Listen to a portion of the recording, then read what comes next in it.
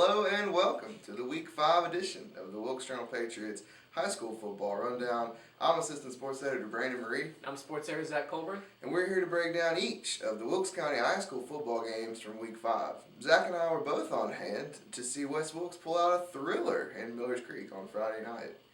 The Blackhawks went to double overtime with the North Iredell Raiders, and after Cody scored on the Blackhawks' first play, head coach David Hunt and his staff decided to go for two in an attempt to win the game. That decision paid off as Call took the handoff and followed his offensive line into the end zone to give West Wilkes a 49-48 win. Call ran for 109 yards and 2 touchdowns on 19 carries, and fellow running back Chandler Caldwell also cracked the century mark as he had 146 yards and 3 touchdowns on 24 carries. Friday night was the second week in a row that both Call and Caldwell ran for more than 100 yards.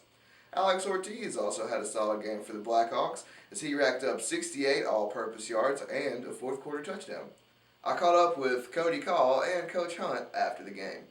I thought we were going to kick it and just keep going on and on and on until, eventually somebody would give in, and it wasn't going to be us. And they said we're going for two. I was like, well, I'm here. I'm in it. We were having trouble stopping them, and we'd been back and forth, and, honestly, it could have went back and forth for a while. And, we had the ball on 3. We tried to draw them off sides to get it on the 1. We knew we were going to go for 2. We called a timeout, and we were going anyway, so we figured it was time to go. Over in Rondé, East Wilkes continued its winning ways with a 48-15 win over Forbush, moving to 4-0 for the first time since 1997, meaning that most of the players in this year's roster weren't even born yet. East Wilkes saw career nights from both Andrew Nance and Kim Bryan.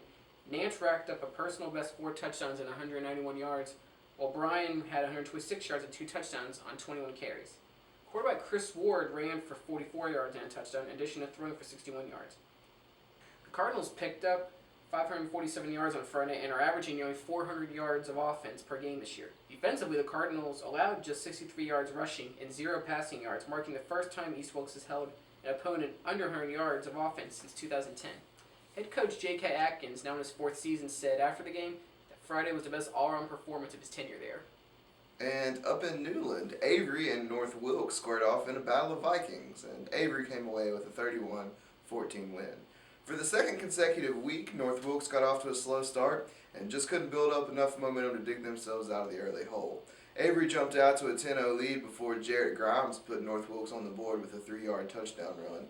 But Avery responded before halftime with a 66-yard punt return from Christian Hicks to take a 17-7 lead into the break.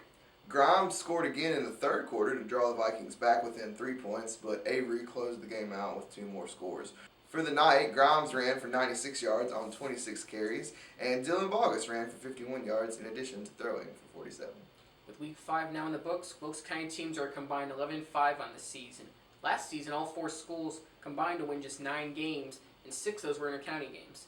Speaking of in-county games, Week 6 means the start of conference play, and Wilkes County will see a pair of in-county Mountain Valley conference games. West Wilkes will try to keep their 2-game winning streak going as they square off with undefeated Wilkes Central, and North Wilkes will be lining up with also undefeated East Wilkes. As always, be sure to follow us on Instagram and Twitter at WJP_sports. And this has been the Week 5 edition of the Wilkes Journal-Patriots High School Football Rundown. We'll see you on Friday night.